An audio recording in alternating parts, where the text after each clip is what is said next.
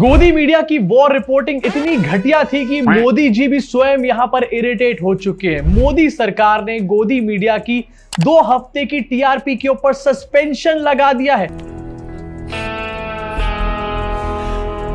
इसे कहते हैं मोदी ट्रोलिंग गोदी।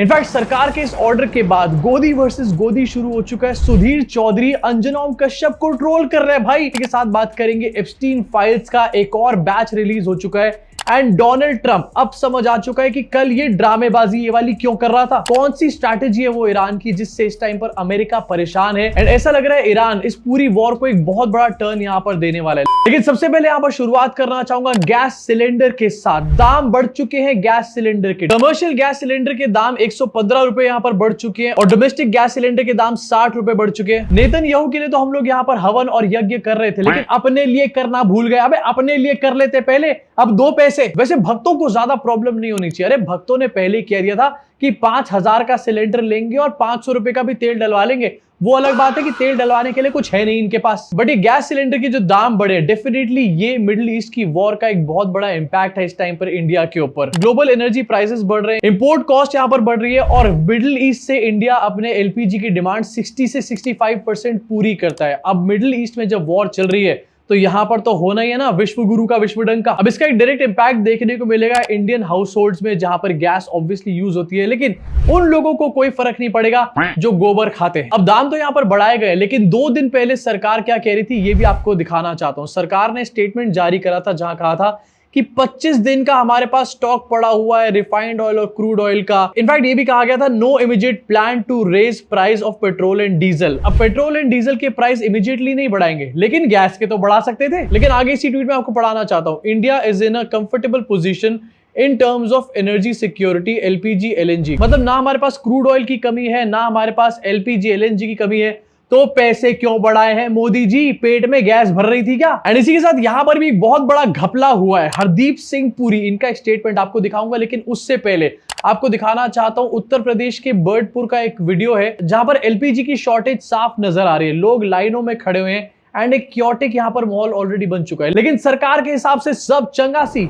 हेलो गाइस, आप लोग देख सकते हैं ये गैस के लिए कितनी लंबी लाइन लगी हुई है। अपने बैरपुर गैस एजेंसी की हालत ये है, देख लीजिए इतना लंबा लाइन लगा हुआ है गैस का कि लोग मतलब परेशान हैं गैस के लिए कि कहीं गैस ऐसा ना हो खत्म हो जाए, गैस बंद हो जाए। बाहर देशों में लड़ाइयाँ चल रही है, इसीलिए और भी ज्यादा लोग परेशान हैं कि अब ये तो सिर्फ एक वीडियो जो सोशल मीडिया पे वायरल हो रहा है, लेकिन ऐसी सिचुएशन देश में और जगहों पर भी बन रही होगी। लेकिन देश की सरकार एज यूजुअल यहां पर डिनाइल मोड में बैठी हुई है। इनफैक्ट हरदीप सिंह पुरी का स्टेटमेंट आपको दिखाना चाहता हूं। इनकी घपलेबाजी यहां पर भी खत्म नहीं हो रही है। जब वॉर स्टार्ट हुई तो सबसे पहले ये कहा गया सरकार की तरफ से कि हमारे पास तो 75 डेज का यहां पर स्टॉक ऑलरेडी पड़ा हुआ है, लेकिन ये स्टॉक 2 दिन के अंदर 75 डेज से 50 डेज पे पहुंच गया। India has enough oil stocks for 50 days, looking for more options. ये भी गवर्नमेंट सोर्सेज का आया। एंड इसी के साथ हरदीप सिंह पुरी ये भी कह रहे थे कि कोई शॉर्टेज नहीं है यहां पर, लेकिन एकदम से शॉर्टेज क्रिएट हो गई और पैसे बढ़ने शुरू हो चुके। वॉर शुरू हुई थी 28 तारीख को। 28 तारीख से 7 तारीख आते आते जो हमारे पास रिजर्व 75 डेज का पड़ा था, वो 7 डेज कम नहीं हुआ यहां पर, वो सीधा यहां पर 50 डेज कम हो गया और अब हमारे पास सिर्फ 25 डेज का रिजर्व रह गया। ये कहां चला गया सारा का सारा रिजर्व? मोदी जी तो नहीं पी गए चाय में डाल के? एंड इसी को लेकर सोशल मीडिया पे भी खिल्लियां उड़ रही है मोदी सरकार की। लोग कह रहे हैं आइए जानते हैं एलपीजी प्राइस बढ़ने के फायदे। कोई कह रहा है may I increase the LPG price sir. And surprise मत होना कि अगर कुछ दिन बाद हमारे को ये पता चले कि अमेरिका ने हमारे को एलपीजी के प्राइस बढ़ाने के लिए बोला था। इंडियन गवर्नमेंट नहीं बताएगी, ये भी ट्रंप हमारे को बताएगा। इसी के साथ आगे बढ़ना चाहता हूं, मोदी ने गोदी को ट्रोल यहां पर करना शुरू कर दिया। आईएनबी मिनिस्ट्री, जो कि मोदी सरकार की मिनिस्ट्री है, आईएनबी मिनिस्ट्री ने गोदी मीडिया की टीआरपी के ऊपर एक हॉल्ट लगा दिया है क्योंकि इनकी कवरेज इतनी ज्यादा घटिया थी। मतलब अंजना जी, इतने सायरन बजाने का भी क्या ही फायदा हुआ जब आपके सायरन मोदी जी के कानों तक ना पहुंचे।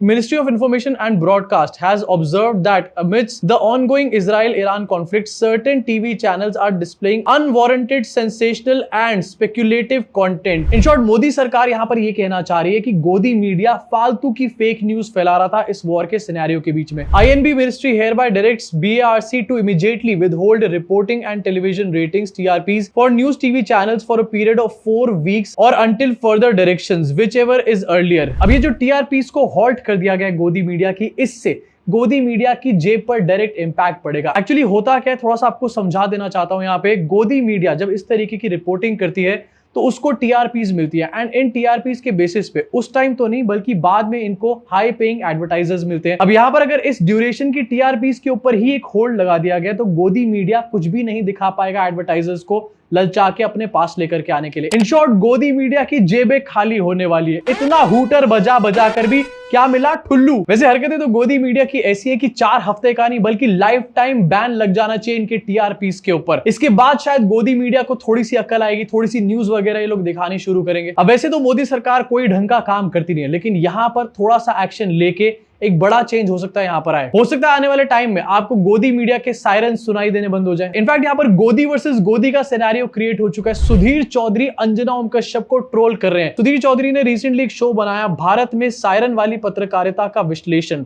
4 हफ्तों के लिए न्यूज चैनल्स की टीआरपी पर रोक। सायरन वाली पत्रकारिता, अब ये सायरन सबसे ज्यादा कौन बजा रहा था? अंजना दीदी। तो क्या तिहाड़ चौधरी यहां पर अंजना दीदी को ट्रोल कर रहे हैं? एंड सुधीर चौधरी यहां पर कह रहे हैं सायरन वाली पत्रकारिता। अबे 4 महीने पहले तू खुद उस सायरन वाले ऑफिस में बैठा होता, तू तो मत बोल भाई। इसी के साथ आगे बढ़ना चाहता हूं। एप्स्टीन फाइल्स का एक और लॉट यहां पर रिलीज हो चुका है, एंड अब समझ में आ रहा है कि डोनाल्ड ट्रंप आखिरकार ईरान के ऊपर वॉर क्यों कर रहा है, क्यों बॉम्ब्स बरसा रहा है। यहां पर कोई रीजन नहीं है इस ठरकी बुड्ढे को अपने कुकर्म छुपाने। इनफैक्ट ये जो रीसेंट फाइल्स अपलोड करी गई इसमें एफबीआई के इंटरव्यू है एक महिला के साथ, जहां पर एक महिला ने बताया है जब वो 13 साल की थी तो उसको डोनाल्ड ट्रंप ने अब्यूज किया था। अब ये जो पार्ट है एप्स्टीन फाइल्स में से मिसिंग था, और डिपार्टमेंट ऑफ जस्टिस अमेरिका का ये भी कम जुमलेबाज नहीं है। इनका ये कहना है कि हम लोग इसको सही तरीके से कोड नहीं कर पाए। मतलब जहां पर वर्ल्ड के सारे बेस्ट कोडर्स बैठे हैं वो अपनी एप्स्टीन फाइल्स कोई कोड नहीं कर पा रहे। और डोनाल्ड ट्रंप अब ये चाहे जितनी भी पूजाएं और प्रार्थनाएं कर ले, ओवल ऑफिस में जितने भी पास्टर्स को बुला ले, लेकिन अब इसकी ये घटिया हरकतें छुपने वाली नहीं है। इनफैक्ट ये पूरा इंटरव्यू यहां पर अपलोड किया गया और मैं आपको इसकी डिटेल्स बताना भी नहीं चाहता हूं, इतनी ज्यादा शर्मनाक है। ऐसी घटिया हरकतें करी है डोनाल्ड ट्रंप ने, वो भी 14 साल की बच्ची के साथ। शर्म आनी चाहिए। इनफैक्ट सोशल मीडिया पे ना एक नैरेटिव चल रहा है कि डोनाल्ड ट्रंप ईरान के लोगों को बचाने वाला है, ईरान की महिलाओं को बचाने वाला है डोनाल्ड ट्रंप। लेकिन अजीब सी बात नहीं लगती, डोनाल्ड ट्रंप जो खुद छोटी छोटी बच्चियों के साथ ऐसी हरकतें कर चुका है, वो ईरान की महिलाओं को बचाने की बात करता है, ईरान में डेमोक्रेसी लाने की बात करता है। इनफैक्ट ये वॉर एप्स्टीन फाइल्स के चक्कर में हो रही है। अमेरिका के लोग तो काफी सारे ये बात बोल रहे हैं। इसके अलावा एक एक्स इजरायली इंटेल ऑफिसर एरी बेनमेनाश, इन्होंने आरटी के साथ एक इंटरव्यू में ये बताया कि नेतन्याहू एक्चुअली में ट्रंप को ब्लैकमेल कर रहे हैं एप्स्टीन फाइल्स का यूज करके। एक तरफ एप्स्टीन फाइल्स को छुपाने की कोशिश चल रही है, दूसरी तरफ अडानी फाइल्स को छुपाने की कोशिश चल रही है। यानी कि इन बुड्ढों की फाइल्स के चक्कर में इस टाइम पर पूरा वर्ल्ड जल रहा है। I believe that the American government is sort of trapped by the Israelis. Jeffrey Epstein is one of their tools to trap them.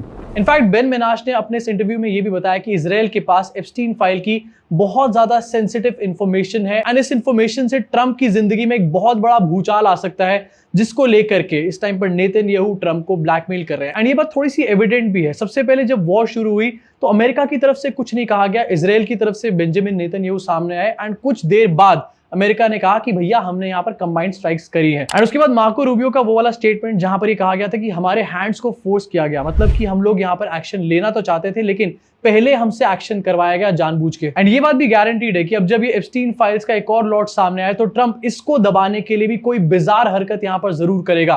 कहीं पर या तो बॉम्ब फेंक देगा, कहीं पर या तो टैरिफ लगा देगा, या फिर ये सब ड्रामेबाजियां करने बैठ जाएगा। अब वॉर के बीचों बीच एप्स्टीन फाइल्स का एक और लॉट रिलीज होना, ट्रंप के ऊपर इतने बड़े एलिगेशंस लगना, एक तरफ से तो ट्रंप के पसीने छूटे हुए हैं, लेकिन ईरान ने उससे पहले ही ट्रंप के पसीने छुड़वा रखे हैं। एंड ये कितना ज्यादा सिंबॉलिक है, वर्ल्ड का एक सुपर पावर ईरान के साथ लड़ाई कर रहा है एंड उसमें ईरान ने उसके पसीने छोड़ दिए। कैसे पसीने छोड़े? कल ईरान ने कुवैत में यूएस के बेसिस पे अटैक किया एंड यहां पर रेडोम्स को उड़ाने का काम किया। रेडोम बेसिकली रडार के ऊपर के डोम्स होते हैं एंड उसको ईरान ने पूरी तरीके से उड़ा दिया। सो बेसिकली अब कुवैत के अंदर यूएस के पास कोई भी रडार्स ही नहीं है, जो कि बहुत बड़ा एसेट था अमेरिका के पास। इनफैक्ट ईरान कितना ज्यादा फॉरवर्ड है इस वॉर में एंड कितनी मिसकैलकुलेशन करी ईरान को लेकर के, ये यहां पर आपको दिखाना चाहता हूं। ये जो रेडोम उड़ाए गए यहां पर, इनमें से एक रेडोम जो है ये नकली बनाया गया था, यानी कि डेकॉय रेडोम बनाया गया था एंड उस डेकॉय रेडोम को यहां पर नहीं टारगेट किया गया, विच क्लियरली शोज कि ईरान के पास इस टाइम पर प्रिसिशन भी है और ईरान के पास इस टाइम पर इंटेल भी है जो कि अमेरिका के पसीने छुड़वा रहा है। इनफैक्ट इसी के साथ जॉर्डन के अंदर ईरान ने एक और यूएस के रडार को डिस्ट्रॉय किया। 300 मिलियन यूएस डॉलर का ये रडार था एंड अब वो पूरी तरीके से राख हो चुका है। और सबसे स्मार्ट गेम तो यहां पर ईरान की तरफ से खेली जा रही है शहीद 136 ड्रोन्स के द्वारा। अब ये जो ड्रोन्स है शहीद 136, इनकी कॉस्ट $20,000 से $50,000 होती है एंड इसके आगे 50 किलो का एक वॉरहेड लगा होता है, मतलब काफी ज्यादा लीथल होता है अपने आप में एंड कॉस्ट होती है काफी ज्यादा कम। अब इस 20 से 50 हजार ईरानियन ड्रोन्स को इंटरसेप्ट करने के लिए यहाँ पर अमेरिका क्या सिस्टम यूज कर रहा है? सबसे बड़े सिस्टम यूज करे जा रहे हैं यहाँ पर पेट्रियट और SM-6 जैसे डिफेंस सिस्टम यूज किए जा रहे हैं। एंड इस पेट्रियट के बारे में बताना चाहता हूँ, इसके एक मिसाइल का कॉस्ट यहाँ पर $4 मिलियन होता है, यानी कि ईरान के एक $50,000 के ड्रोन को, अपर लिमिट अगर मैं लेके चलूं, उसको उड़ाने के लिए यहां पर $4 मिलियन का एक मिसाइल दागा जाता है एंड इसमें भी कोई 100% हिट रेट यहां पर नहीं होता। इनफैक्ट ड्रोन्स की अगर बात करें तो ईरान सिर्फ एक ड्रोन कहीं पर नहीं भेजता, 10, 20, 50 ड्रोन्स एक साथ भेजे जाते हैं। अब अगर पेट्रियट एयर डिफेंस सिस्टम या फिर SM-6 यहां पर यूज भी किया जाता है तो उसमें काफी सारे ड्रोन्स तो उड़ जाते हैं, लेकिन फिर भी कुछ ऐसे ड्रोन्स होते हैं जो इसमें से भी बच के निकल जाते हैं और अपने टारगेट को हिट करते हैं। एंड ये एक बहुत तगड़ी ईरान की स्ट्रैटेजी है वॉर के अंदर, जहां पर चीप ड्रोन्स को यूज किया जा रहा है और अमेरिका के एयर डिफेंस सिस्टम को यहां पर खोखला किया जा रहा है। मतलब उनके $1 मिलियन एयर डिफेंस सिस्टम को एग्जॉस्ट किया जा रहा है अपने छोटे छोटे और चीप ड्रोन से। इनफैक्ट इसके बारे में अमेरिका भी इस टाइम पर बात कर रहा है और ये बता रहा है कि कैसे हमारा खर्चा बहुत ज्यादा है इस वॉर के अंदर एंड ईरान का खर्चा बहुत कम है। शायद ईरान की यही स्ट्रैटेजी है कि इस वॉर को लंबा खींचा जा सके, जिससे कि अमेरिका के जो बेसेस हैं गल्फ के अंदर वो पूरी तरीके से तबाह हो जाए एंड अल्टीमेटली जो गल्फ कंट्रीज हैं वो भी गिव अप करके ईरान के साथ आ जाए। इनफैक्ट ईरान के प्रेसिडेंट ने एक रिसेंटली स्टेटमेंट जारी करा है जहां पर जो गल्फ कंट्रीज हैं उनसे उन्होंने माफी मांगी है। यानी कि वॉर में तो स्ट्रैटेजी है ही तगड़ी, उसके बीच में डिप्लोमेसी भी चल रही है और इस वजह से अमेरिका इस वॉर में इस टाइम पर पिछड़ चुका है। हो सकता है कि इस टाइम पर अमेरिका जहां जहां पर टारगेट कर रहा हो ईरान में, वहां पर ज्यादा नुकसान हो रहा हो, लेकिन लॉन्गर टर्म में अमेरिका क्या इस नुकसान वाले सिनेरियो को यहां पर सस्टेन कर पाएगा? क्या अमेरिका अपना अपर हैंड यहां पर सस्टेन कर पाएगा? इसके बारे में बड़े क्वेश्चंस बन चुके हैं एंड आई थिंक ये वॉर और ईरान का एग्जांपल एक क्लासिक एग्जांपल बनना चाहिए कि अपनी आवाज उठाओ, चाहे सामने तुम्हारे कोई भी खड़ा हो, एंड एक स्ट्रैटेजी बनाओ, चाहे सामने तुम्हारी कितनी भी बड़ी ताकत क्यों ना हो। इसी के साथ इस वीडियो को यही खत्म करना चाहूंगा। डोनाल्ड ट्रंप ईरान को यहां पर अनकंडीशनल सरेंडर करने को बोल रहे हैं, उस पर भी ईरान मना कर चुका है। अब आपका इन सब चीजों के बारे में क्या सोचना है नीचे कमेंट सेक्शन में अपनी भड़ास को जरूर निकालना। मैं आपसे मुलाकात करूंगा इस चैनल के अगले वीडियो में।